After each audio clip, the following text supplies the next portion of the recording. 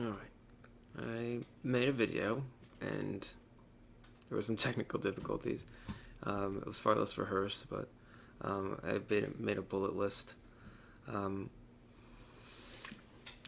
in order to organize my thoughts.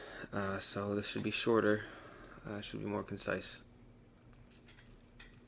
But more or less, what I'm responding to is a compliment to Swayze's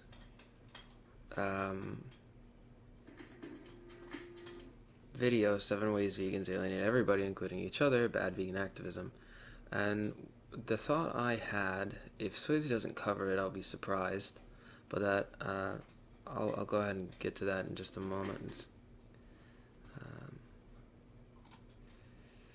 Yeah, I mean, essentially, what I want to get at is Swayze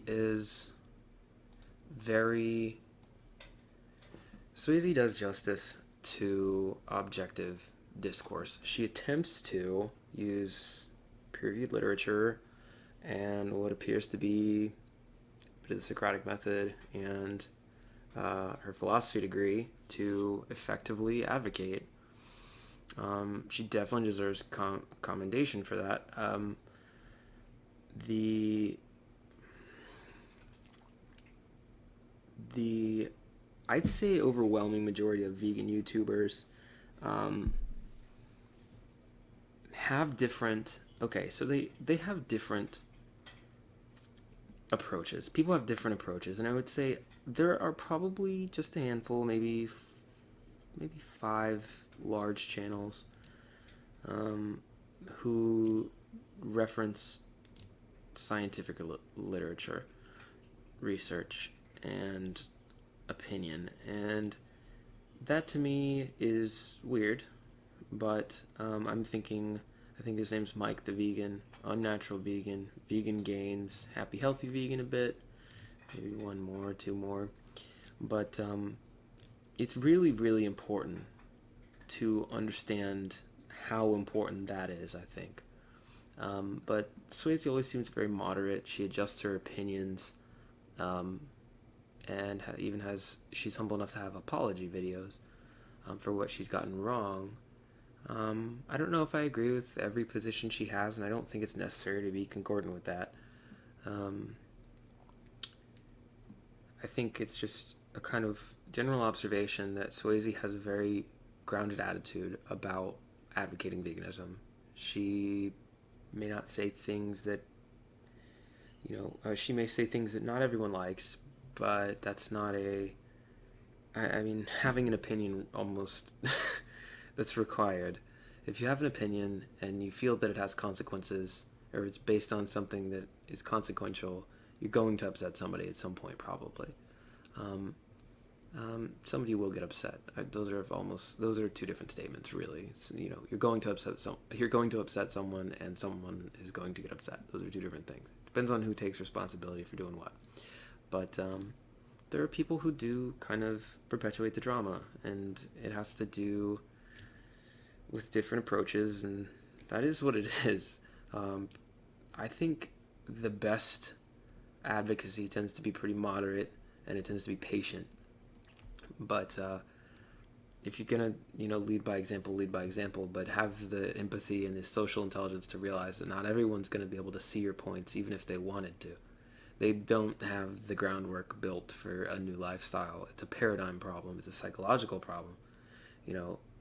People are not just walking around just usually ready to just jump into some new kind of way of being. That's not a thing most of the time. Some people are about it, but if it comes that easily, then maybe it's not permanent. But hey, everyone's different.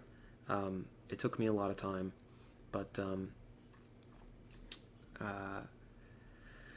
I like Swayze because she tends to get things, or she tries hard to get things right. And for her to say alienation, in some sense, is the enemy is absolutely correct, because people who are vegans are not all the same, and absolutely, it is true that you should be reminding people of that are not vegan. You should remind them that not all vegans are the same, and loud, obnoxious, superstitious, dogmatic people, you should be very quick to remind people that that's not true. But alienation is something that is very easy to do because there's a lot of tension in these issues, at least for most, especially when you get into the moral aspects of it, people feeling like they're good people. Vegan people are representative to others of a concept and an ideology, and I think it's okay to hold other people accountable for their crutch-like opinions of vegans or plant-based diets. And I think a lot of people effectively do this. They say, okay, well, a lot of vegan people will effectively do this. Vegan people will say, okay, look, not everybody's the same. There are a bunch of really noisy, obnoxious, opinionated, stupid even people out there advocating veganism, just like there are for carnism. Some people try to actually be correct on the carnism level. They try to be correct, or on the carnism topic, on eating animals, on using animals, exploiting animals, so on and so forth. They feel that there may be some natural right to it, or it's necessary or whatever. But Melanie Joy addresses that kind of stuff, and it's something, that's something you should look into, Melanie Joy's philosophies. Her advocacy from that position that, carnism is the invisible belief system that basically it has the ideas that people think exploiting animals, eating animals is natural, necessary, and normal. It's important to understand what's going on there. I'm not going to go into any detail or depth on any of that. It's not necessary. You got to know your facts. You need to read. You need to become scientifically literate so you can be an effective advocate. Plant-based diet is a component of veganism. It is not veganism. Veganism is an ethical stance. A plant-based diet is the diet. A plant-based diet is required for veganism, however. It is not the same. You can have your philosophical ducks in a row and still not know how to put together a reasonable diet. I'm sure that happens every day. Somebody being, empathetic and compassionate tries to put together a diet and it doesn't suit them. They don't understand what they're doing, and then maybe they even get sick or something like that. But doing a bit of reading, having the patience to put something together is important. I mean, to think that you're going to have I wouldn't say veganism is dangerous, but if you're not very well informed, you can make some bad decisions about what you're eating. There are staples, quinoa, beans, lentils, whatever, some grains, vegetables, amazing, fruit, amazing, nuts, amazing. Eat food, don't be afraid to eat food, make food, learn how to cook, It takes a little bit of investment, but it's also very much worth it in the end, I think. So that's important, but know your facts. Read so much reading, read.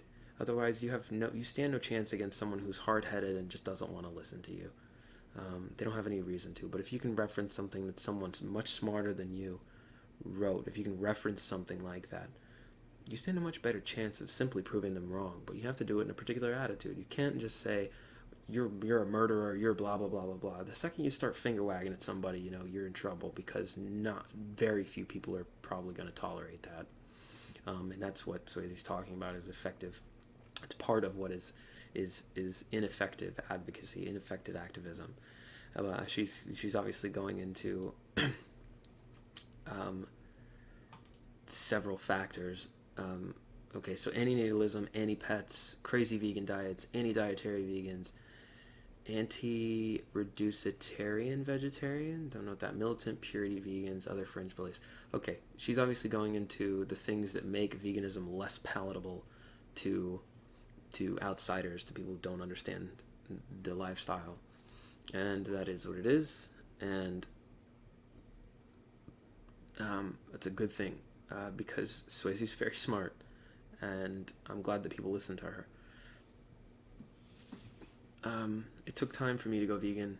That's something that's very important. And all of this moderacy and all this moderation, all this moderation that we're trying to have as a community, while there are fringe people who are literally kind of crazy and dumb, being in the middle is really not that difficult, but it does take time to do. It takes time to get established in a new lifestyle. It takes time to get some awareness. At least it did for me. And I think it does for a lot of people. And people vary. Some will be willing to adopt a new lifestyle immediately because they see something compelling, and they'll go through the necessary changes. But many won't, and there are hard cases. And those are the people, the late adopters, so to speak, who are the masses. You're probably the most populous group of all the different, the range of people who have a carnist lifestyle. But yeah, ultimately, the main point of this, what I really wanted to get across, is that for others to judge millions of vegans by a few vocal persons is ludicrous, and you need to say so. You need to say, look, not all vegans are like that. Unless you are one of those vegans, in which case you're doing a bad job. Be aware that it is not about your ego, it is not about your personality, it is not about anything you want. It is about the fact that there is suffering and there is unethical stuff going on every single day, and you're not doing a good job by being an obnoxious brat or a pot stirrer. And you need to really objectively look at yourself and say, am I doing that? Am I being obnoxious? Am I, quote unquote, shoving my beliefs down people's throat? And I hate that, by the way, but I hate that idea. You're shoving your beliefs down someone's throat. It's like, well, you do have them. You ultimately, at the end of the day, I know this is for someone who's not vegan, or not very well read, they're not going to understand this. But at the end of the day, you have a moral imperative. Okay, you have an imperative. You are obliged to say something about this kind of stuff, and you shouldn't let people shut you up. But I think I said what I needed to say there. Let's see. I mean, I could go into that. I mean, it's a progression for some people. Eventually I stopped being mad as much. I've harnessed some of that anger that I had initially when I realized that I've kind of had I've kind of been blind a lot of my life, and that other people just don't care, and they're callous, and there's so much damage and death and suffering and pain, and people are ignorant and they say mean things and so on and so forth. I'm starting to get a better perspective on that as I get older, but a lot of people have that rubber band. I guess that's it's a poor segue for me, but a lot of people have this rubber band mentality, or this subconscious kind of like loaded it's loaded. The person is kind of loaded in their belief. Like this, they subconsciously may know that eating animals is wrong because it's not necessary and it's egregiously violent and all this other stuff. But planting a seed and letting that rubber band, that taut rubber band, relax over time, and trying to be a good advocate by being patient and setting a good example is much different than just saying provocative things to get that rubber band to let go immediately, even though that's not what you want as someone who's trying to be compassionate to someone you can't directly save. You need other people to be convinced, and read about convincing people, read about cognitive dissonance, read about that, understand it. I mean, it's having weird counterculture beliefs comes with a price, and the price is that others will initially be skeptical of your position. I think even non-judgmental people can still be kind of confused by you. Some of them may see it as clear as day and just disagree. They're all different types, whatever. But a lot of people don't realize it's right under their noses in their pets. They realize that suffering is there. I would say a vast majority, like 99% of at least people I've ever met, don't like people who abuse animals. Like if they saw someone kick a dog or something, like that's inexcusable in some sense. It's just mean because they can't defend themselves from you. You're supposed to be a caretaker, a caregiver, someone who is protecting that being. And they take that for granted. I think it's right under their noses, that caregiver thing. They don't even realize that there is someone else out there that needs taken care of. And the way you do that is, unfortunately, a societal shift in thinking, so that these certain products are not bought, so that they don't fund the deaths of billions of animals. It's a very slow process, but it's necessary, and I think it's okay to be morally angry about it. I think it's okay to be a bit self-righteous about it. You just cannot alienate people with self-righteousness, and you certainly have to know what you're talking about, because people don't give you the benefit of the doubt as much as they should, and that where that should is, that's where you need to be saying, look, I'm not accountable for all vegans. I'm not accountable for you as a vegan, regardless of what you do. And people using that as an excuse to not look into veganism are wrong. They're using it as a crutch. It's an excuse. They're saying, or I'd like to say it's not an excuse. It's just the reason they don't look into veganism. They choose to see kind of like a homogenous group of crazy people who are just extreme in their beliefs. And that's not how it is. I mean, vegan people are very different.